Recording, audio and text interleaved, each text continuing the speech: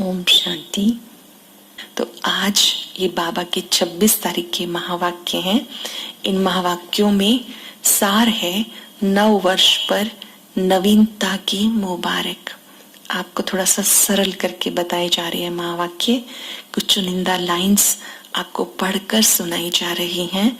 आप महसूस करेंगे कि बाबा ने जो कहा वो मेरे लिए कहा और वो मुझे करना है। जैसे शास्त्रों में यादगार है, जो ओटे सो अर्जुन। तो अर्जुन हम हैं जो ज्ञान को अर्जित कर रहे हैं। अगर कोई ये सोचता है कि मुझे सब कुछ आता है तो वो ग्रहण नहीं कर पाएगा। याद रखेंगे, जब तक जीना है तब तक सीखना है, जब तक जीना है तब तक पढ़ना है। एक बच्चा बनकर, ईश्वरीय विद्यार्थी बनकर हम बाबा की मुरली को सुनेंगे। बाबा ने इसमें कहा कि आज चारों ओर के सर्वस्नेही, सहयोगी, शक्तिशाली बच्चों के अमृत वेले से मीठे मीठे मन के श्रेष्ठ संकल्प, स्नेह के वायदे, परिवर्तन के वायदे, बाप समान बनने के उमंग उत्साह के दृढ़ संकल्प बाप दादा सुन रहे थे। बाबा ने आज सुबह सुबह हम सबके मन के वायदे, मन के उमंग उत्साह, परिवर्तन के संकल्प सब सुने। क्योंकि परमात्मा की जो भाषा है वो हमारे संकल्पों की भाषा को समझते हैं। जो आप मन में सोच रहे हैं वो उन तक पहुंचता है। तो वो बाबा के पास हमारे मन के वायदे पहुंच रहे हैं। बाबा ने उन प्रश्नों का, उन वायदों का जवाब दिया कि बाबा हर बच्चे के मन के ये मीठे मीठे गीत सुनकर हर्षित हो रहे थे। जो जो हम मन में सोचते हैं हम ऐसा करेंगे, आज से हम परिवर्तन करेंगे, तो बाबा उन्हें सुनकर हर्षित हो रहे थे। मन के गीत, सर्व रूहानी बच्चों के मन के गीत सुनकर बाबा होली, हैप्पी, हेल्दी रहने की बधाई दे रहे थे।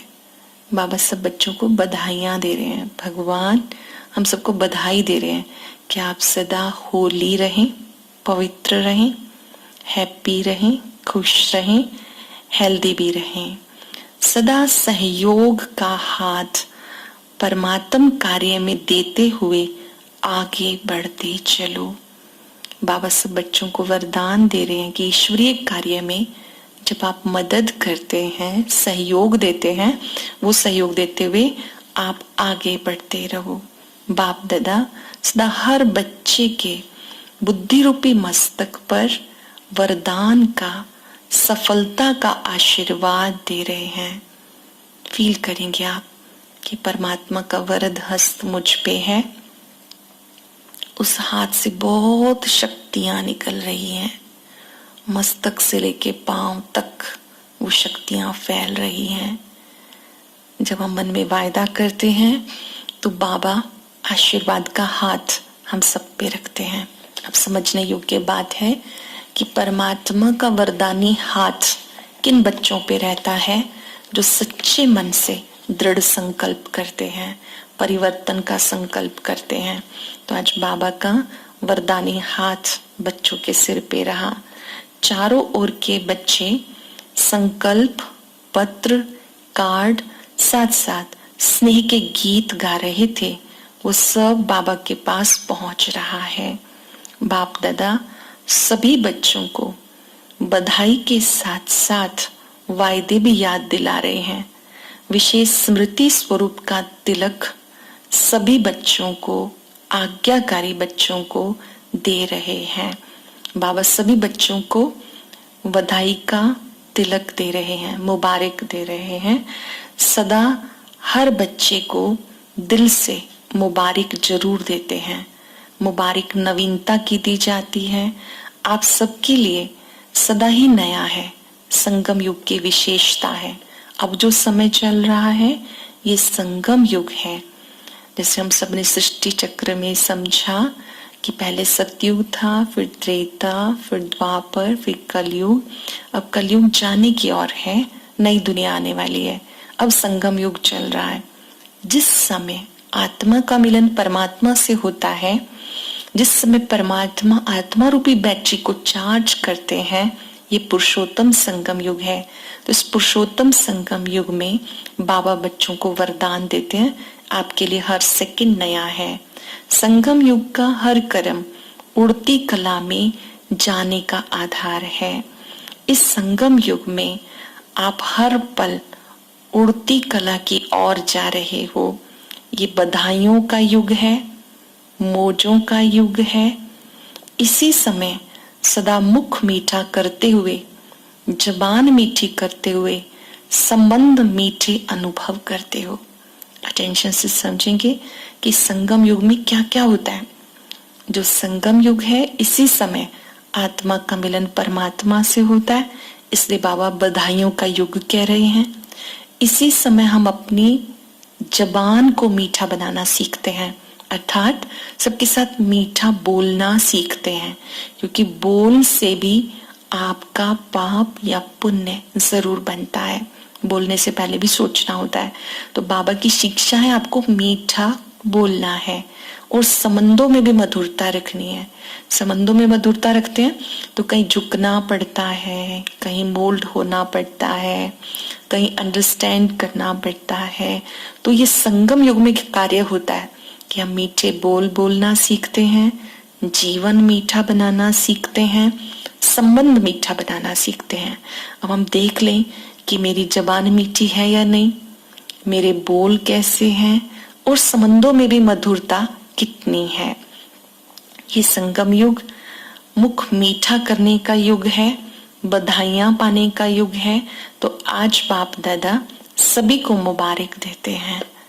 आज बाबा बच्चों को परिवर्तन के लिए, संकल्पों के लिए बच्चों को मुबारक दे रहे हैं। वायदे तो बहुत अच्छे अच्छे करते हो। आज बाबा सबके वायदे देख रहे थे। हम भी कुछ ना कुछ दिल से वायदा जरूर कर लें कि आज हर कर्म हम बाबा को साथी बनाएंगे। आज हम सबके गुणों को देखेंगे। आज जिसे भी हम देखेंगे उसको अप्रिशिएट करेंगे, उसकी अच्छी बात के लिए सराहना करेंगे। आज पूरा दिन जहां भी हम कहीं जाएंगे तो हम ये अनुभव करेंगे कि कराने वाला करा रहा है, मैं केवल निमित्त हूँ। ऐसे कोई भी एक अच्छा वायदा हम अपने मन में जरूर करें। जैसे भोजन मौन में करेंगे, क्योंकि जब आप भोजन मौन में करते हैं तो वो भोजन भी बहुत ताकत देता है। तो एक वायदा है, अमृत वेला मिस नहीं करेंगे।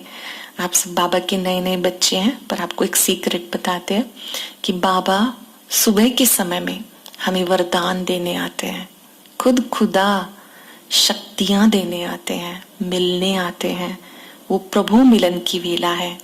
इस विद्यालय में बहुत अच्छी बात हम सीखते हैं कि 10 मतलब बस सो जाओ और अमृत वेले 4 बजे उठो। जो बाबा के लाडले बच्चे हैं वो 4 बजे उठते हैं।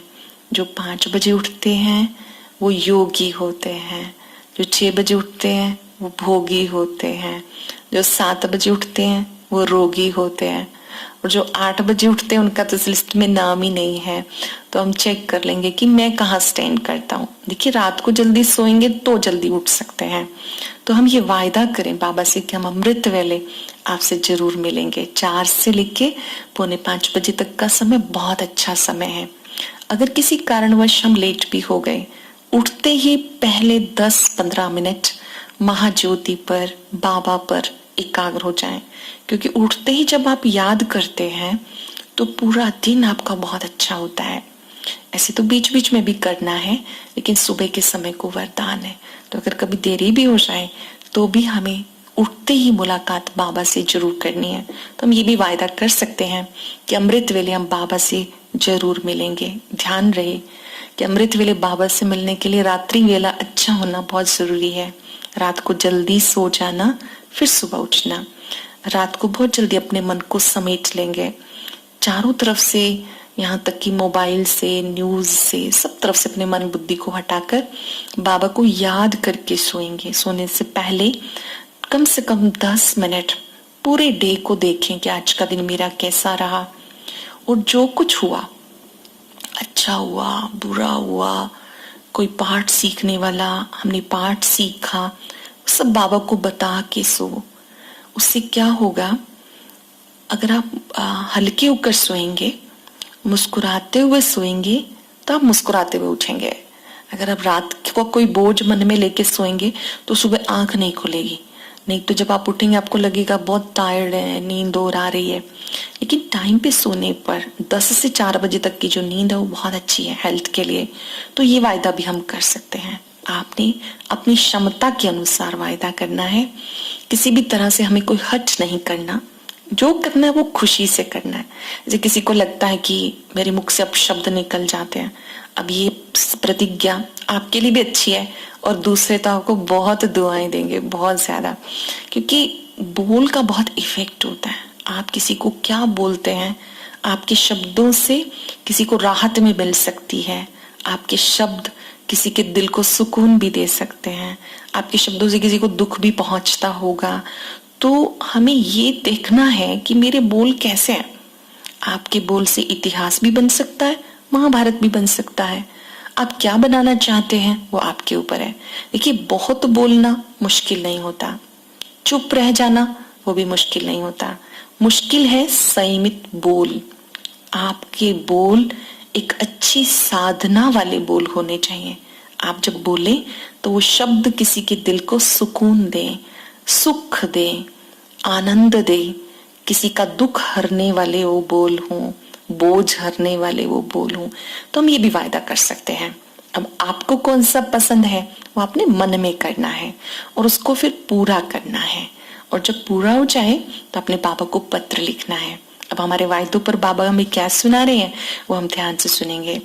बाबा ने कहा, वायदे तो बहुत अच्छे अच्छे करते हो। जैसे आज की दुनिया में दिन प्रतिदिन कितने अच्छे अच्छे कार्ड बनाते हैं, तो संकल्प में भी हर वर्ष से श्रेष्ठ करते हो। लेकिन संकल्प और स्वरूप दोनों समान हो।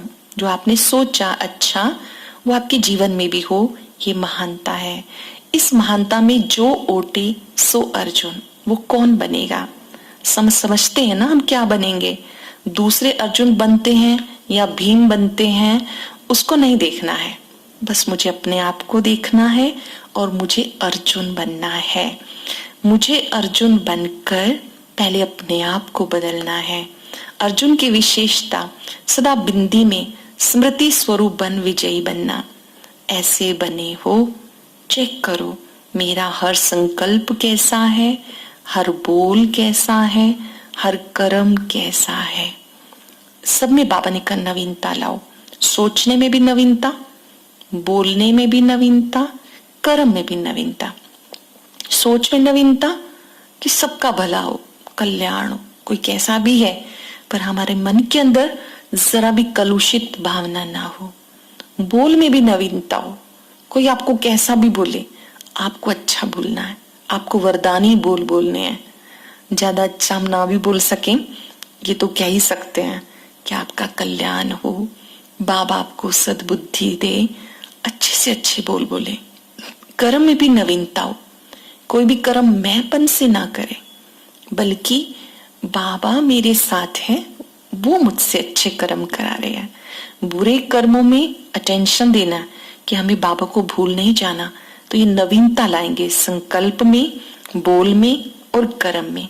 पहले स्वयं में नवीनता लाओ तो सेवा में नवीनता स्वतः ही आ जाएगी। आप पहले अपने आप को चेक करो। जब आप एक दूसरे के संपर्क में आते हो, एक दूसरे से मिलते हो, तो आपके मन में स्नेह, सहयोग और कल्याण की भावना हो। जब एक दूसरे से मिलते हैं तो स्नेह की भावना हो, सहयोग की भावना हो, कल्याण की भावना हो। हर बोल किसी को हिम्मत, उत्साह देने वाला हो। आपका हर बोल दूसरे को हिम्मत, उत्साह देने वाला हो, व्यर्थ तो कभी ना हो। साधारण बातचीत में आधा घंटा भी बिता देते हो, इधर उधर की बातें, न्यूज, ये सब, उसमें कितना टाइम किसी की कमियों के बारे में कोई टॉपिक शुरू हो जाए, कितना लंबा हम बोलते चले जाते हैं। कोई सोया भी होगा ना, वो भी उठ के बैठ जाएगा, अच्छा फिर क्या हुआ, फिर क्या हुआ। तो बाबा कहते कितना टाइम वेस्ट कर देते हो, ये अपना टाइम भी बचाना है। आधा घंटा भी बिता देते हो, फिर सोच दो इसकी रिजल्ट क्या निकली। तो ऐसे अपने समय को बचाओ, साधारण बोल में भी टाइम वेस्ट ना जाए, आपका हर बोल वरदानी हो। ऐसा परिवर्तन जब लाएंगे तो बाबा की आशीर्वाद मिलेगी। लोग सोचते हैं ना कि भगवान का आशीर्वाद मिले, ऐसे वो हाथ नहीं रखेंगे। जब आप अच्छे कर्म करेंगे तो उनका दुआओं का हाथ स्वतः ही आएगा। तो बाबा ने कहा एक दूसरे के प्रति भी अच्छी भाव और भावना रखो। आप बहुत अच्छे हो, ये भावना मन में सदा रहे, हर एक के लिए मन में रहे। अच्छा, कई बार हम मुख से तो बोलते हैं आप बहुत अच्छे हो, अंदर में सोचते हैं मैं ही जानता हूं अच्छा है या नहीं है। आपकी आंतरिक भावनाएं दूसरे तक पहुंचती हैं, और किसी भी कीमत पर हमारी कभी भी भाव और भावना किसी के लिए खराब ना हो। किसी भी आत्मा का हो सकता भी रोल अच्छा ना हो, लेकिन वो सोल बहुत अच्छी है, आत्मा बहुत अच्छी है। जब आप सबकी मस्तक में आत्मा देखेंगे तो ये बात मन में अच्छी भावना से रहेगी कि ये सोल बहुत अच्छी है। इसका जो भी रोल है बाबा इसको ठीक करने की ताकत दे। ओम शांति।